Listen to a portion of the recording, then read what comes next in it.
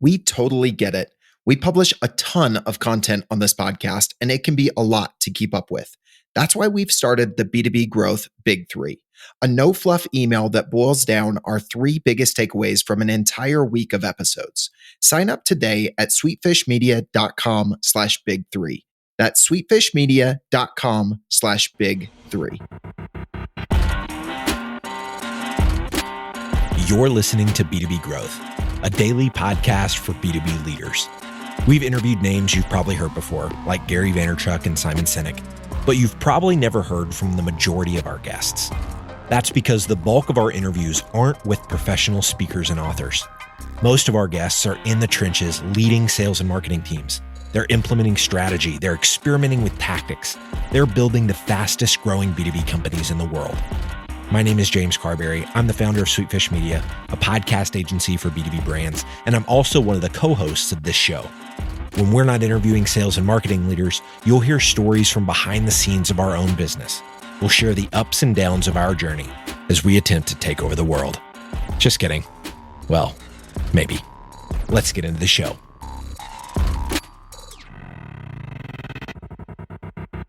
Welcome back to the B2B Growth Show. I'm your host for today's episode, Logan Lyles with Sweetfish Media. I'm joined today by Michael Yaroshefsky. He is the founder and CEO at RocketVisor, but he's also known as Yarrow by his friends. So Yarrow, how's it going today, man? I'm doing great, Logan. It's great to be here. Thanks for having me. So have you had that nickname for a long time, man? This one just there's so many mics around. You got to, 1989, I think was when I was born. I think it was the peak naming for Mike across the country. So by middle school, we just got tired of it and everybody got a nickname. So I got Yarrow. Yeah. Awesome. Well, Michael, for folks who don't know you as either Michael or Yarrow yet, I would love for you to share with listeners a little bit about your background and what you and the team at RocketVisor are up to these days. Yeah, of course. So I think my background, the best place to start is, I'd say way back in middle school, actually, when I created a website to help my friends, my colleagues, or my classmates get around the game filter. I've always been a big fan of using technology to sort of solve real world problems. And when I graduated college, I went straight to a VC firm here in New York called Insight Venture Partners and got a really nice opportunity to sit on that other side of the table, seeing some of the innovation that was happening. I also got a chance to experience a problem that I was, sort of dealing with on a day-to-day basis, which was, using a CRM, Salesforce CRM at the time, in order to find and track down and connect with potential investment opportunities for us. And as everything shifted to the cloud, all of our research was done online, gave me this idea to start a company that would sort of solve that problem just across the board for all different organizations. I ended up going up to business school at Harvard Business School, and the company was founded, my first year there, just because I was so antsy to get started. And we started way then. We spent a summer getting an initial MVP together, got some early customers on it, and we raised a seed round. Actually, we haven't disclosed that. But we raised a seed round and have been working here in New York ever since, getting up and running. Well, it definitely sounds like your experience has informed the problem that you guys are trying to solve and what you guys want to address at RocketVisor. And that actually segues really nicely into what we're going to be talking about today in how to implement a sales playbook that reps actually follow. And I think a good place to kick it off, Yarrow, would be, let's talk about the importance of having a strategy that can be consistently executed. Why should we be thinking about, as sales teams and sales leaders, creating a repeatable, predictable process in our sales strategy? Yeah, that's a great place to start. So one of the ways I've tried to break this down is into what, as a sales team, do you have control over? And if you think about an organization that's selling something, you have we call it the 3 Ps. You've got your product or potentially your service. You've got your people who are selling it, and you've got your process. So product, people, and process. And product's not too much under control of the sales team, so we'll kind of rule that one out. But then as a sales team, you're left with the people who are selling, which is critically important. Everybody on a sales team knows that hiring is very, very important, getting really smart people who are not only hardworking, but also able to build relationships. But that second part there, the process, is one that I'm seeing a lot more, not only interest in from sales leaders that we're talking to, but also from some of the the research companies out there and even some of the vendors around how important process is. We see that the teams that do have it, and process, I think, takes on different names. It could be your methodology. Some people refer to it as that. The term playbook is also mixed up in this, but it effectively boils down to what repeatable motion, sort of steps, activities, do you find help your team make their sales quickly and efficiently and actually win those deals? And the companies that do have strong alignment between their people and their process have about 37% better quota achievement than those without. And that's according to a research report by CSO Insights. And so it's critically important to have that strategy and that process in place. Man, I think that stat that you shared really reinforces something that we probably feel qualitatively on a regular basis and quantifies it a bit. So let's move from there, Yarrow, and talk about what teams are doing today to address this problem of having a repeatable, predictable sales process and methodology. Yeah. So I think the first way to start by answering that would be to spend a little time talking about what goes into the strategy, and then what is that you need to communicate out to the team. So in our world, we think about strategy in really four main buckets. The first and the most recognizable one is most likely activities. How are you engaging your prospects? What are the types of things, the calls that you're having, the discovery calls, the demo calls, the materials that you're sending to them? The second big bucket is messaging. And this is a really urgent one for most teams because they've got to get that right. There's a lot of noise out in the market today, and having a messaging that is concise and speaks to the buyer is important. And once you get that messaging, it's very important not to go too far off book. So that's the second one. The third one is the collateral. What are the case studies or white papers or other materials the team is using to either validate the problem that you're solving or validate the solution that you're selling? And then the last one there is the tools. I think there's a massive uptick in the number of tools that teams are using. This is driven by the sort of trend towards SaaS and cloud that has actually lowered the barrier to entry to building new tools. And so we have all these great tools that we're giving to our sales team to help them go faster. But I think despite a lot of our best intentions, we are ending up overloading the teams a little bit. I think that's a topic for another part of the conversation. But getting that information out is the part, and that's what we consider to be part of this process.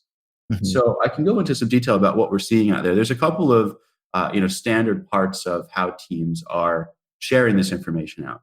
One of the most obvious ones that almost every company has is some type of classroom training. So the team, the new hires, the new sellers come in, and they spend a set number of days, just in the classroom learning. And depending on the organization, this could be from a couple of days to even weeks. And unfortunately, this is really a drag on learning whether you've even made the right choice in hiring some of those sellers. You really want to get them out as quickly as possible. When we speak to a lot of sales reps and we ask them, when did you actually begin learning? A lot of them say, I didn't learn anything until I actually picked up the phone and started selling. Yeah. I've been there.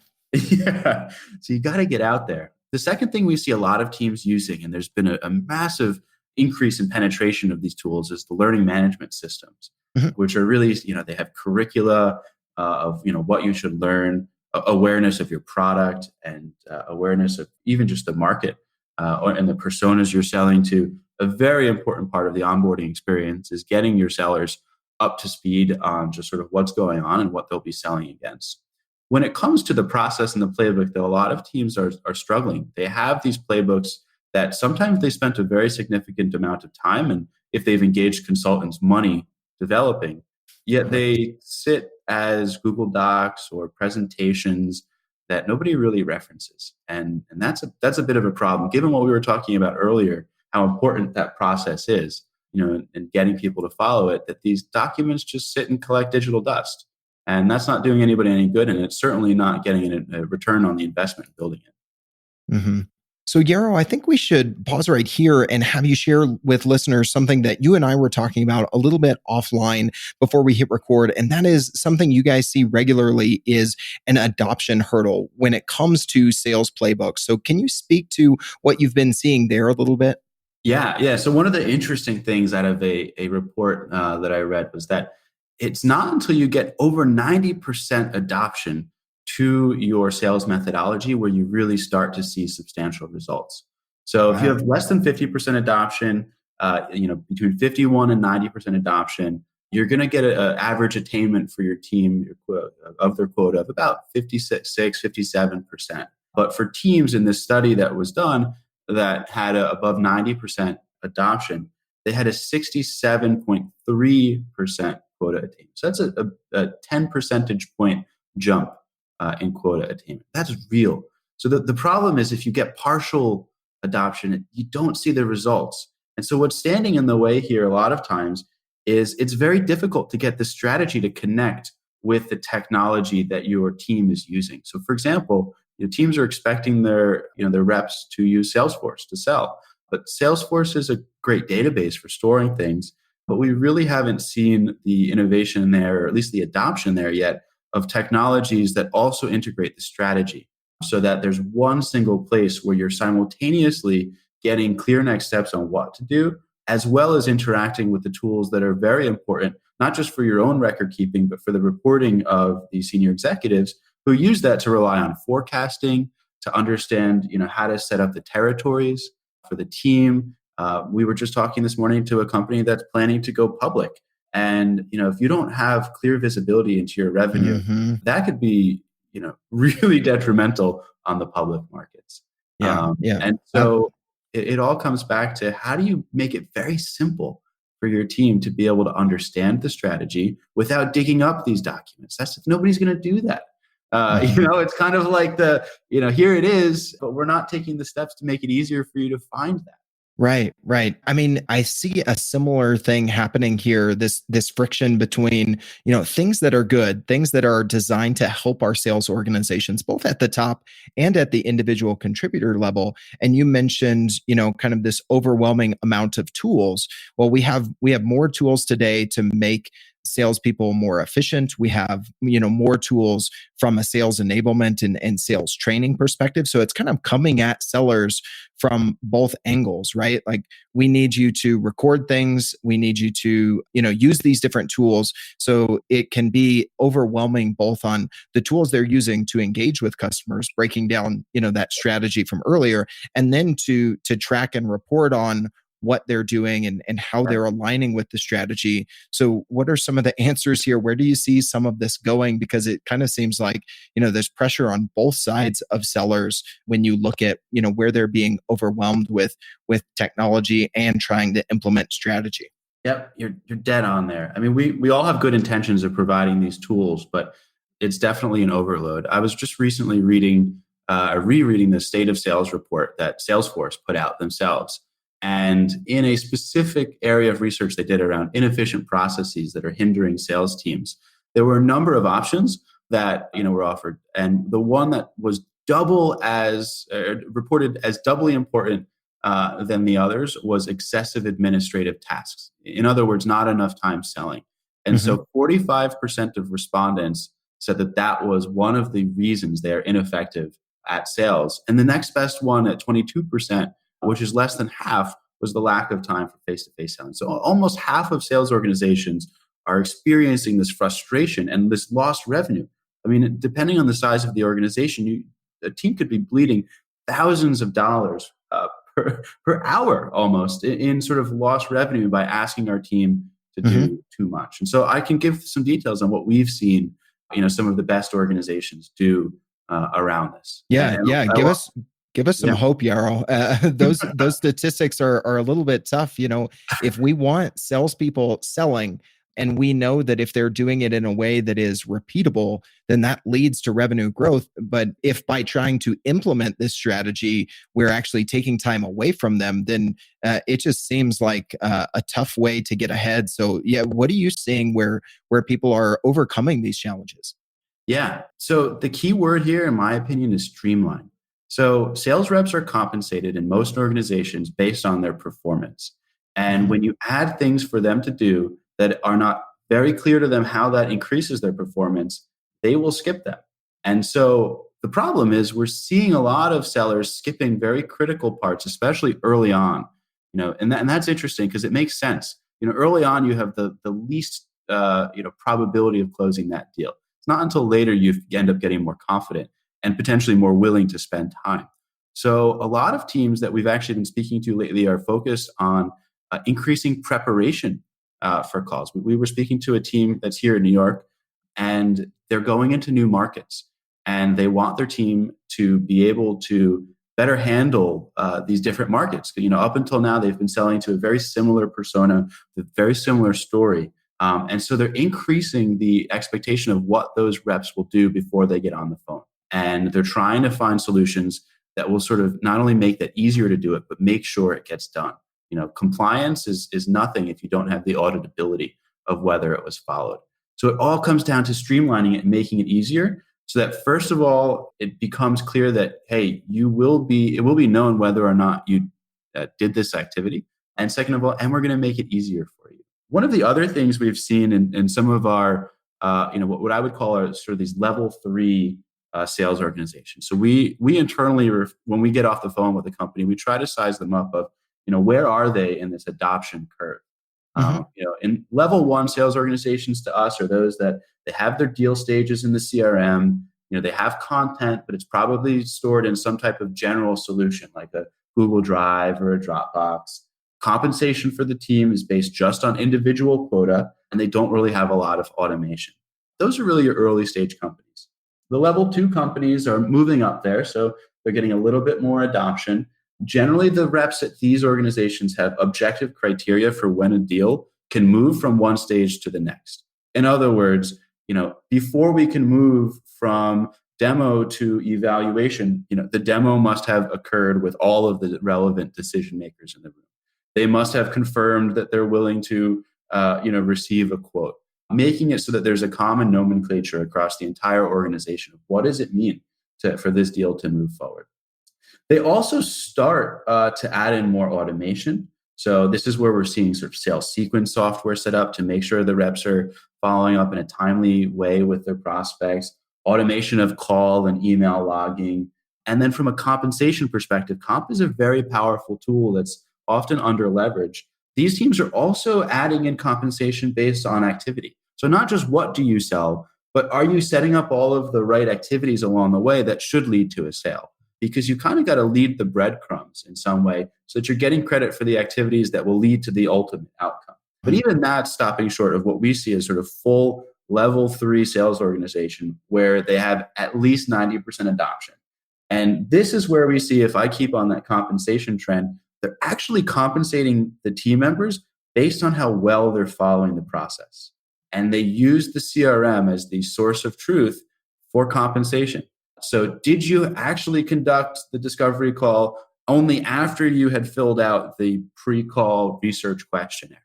Sort of mind-blowing to think that sales could be done based on more than just, hey, how much did you bring in? But actually giving credit to the sales team for doing those activities that might be harder to justify when you're sort of buckling under the weight of a lot of stress and a lot of deals in progress, but are super critical to actually winning those deals.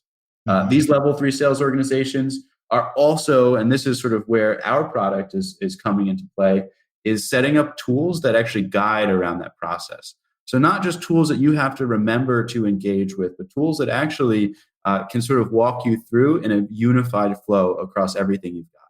So sort of bridging this really costly gap that has sort of developed between strategy, which changes frequently, and technology, which changes far less frequently because it's a lot more complicated to change your CRM or integrate something. And so that's the gap. And now we're starting to get a little bit in sort of our realm of what we help companies with is bridging that gap. And that goes back to the key term I said, which is streamlining, giving your reps a really simple place to do all this. Right. Exactly. That's what I'm thinking through is, as you incent reps to follow the strategy, but that takes time to do, how can you actually streamline that so that they do it and so that it is not taking time away from selling? So I think that's the next logical step. That's that next hurdle. Tools out there like yours helping with that, I think is extremely valuable to sales orgs that are getting to that next level. Yeah, exactly. So if we think about streamlining, this was when I started the company where I came to, which is how do you make it so that this is so easy that it actually becomes the default for how the team works. And part of that is accessibility. And the angle that we've taken is, hey, everybody's working in a browser today. And so we've put a lot of time in research and development to making it so that the apps that companies build with our product are deployed as a browser extension that can then be accessed in one click on top of any page that the team's using. So they may be researching on LinkedIn, and the custom sales app deployed by your company is reminding them what to look for. And the fields that need to be filled into the CRM are right there on top of LinkedIn. So you're sort of, not flipping back and forth. And that, it's a small detail that makes a massive difference for adoption. And that's part of, where we see an opportunity to streamline is how can you just reduce friction to get adoption, to get the team to do things they might not otherwise be doing because it takes too much time or there's too much cognitive burden to switch tasks and do that.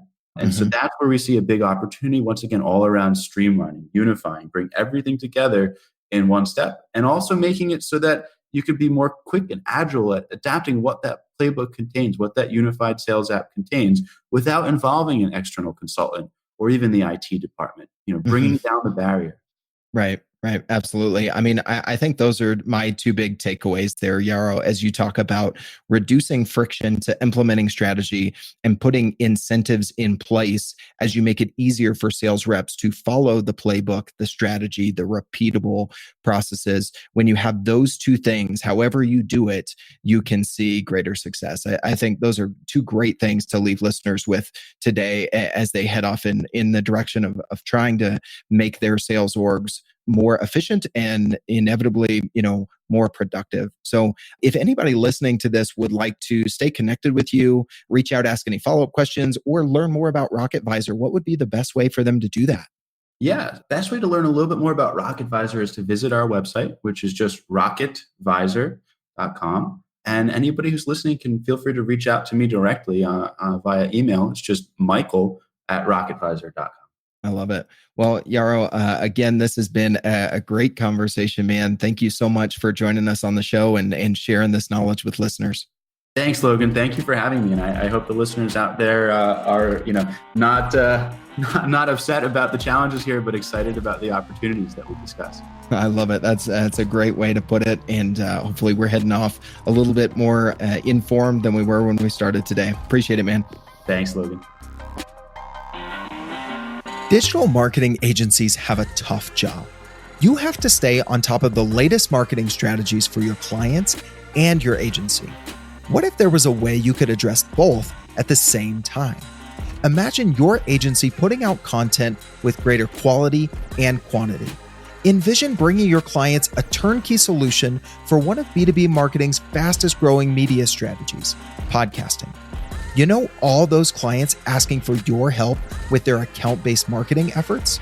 Picture being the first to bring them the idea of content-based networking, showing them the proven strategy for breaking into their most coveted accounts. Here's the concept. Sweetfish Media is looking to work with a limited number of innovative agencies interested in a new partnership model. We produce a podcast for your agency. You introduce the power of podcasting and Sweetfish services to your clients. Everybody wins. Learn more at sweetfishpartners.com.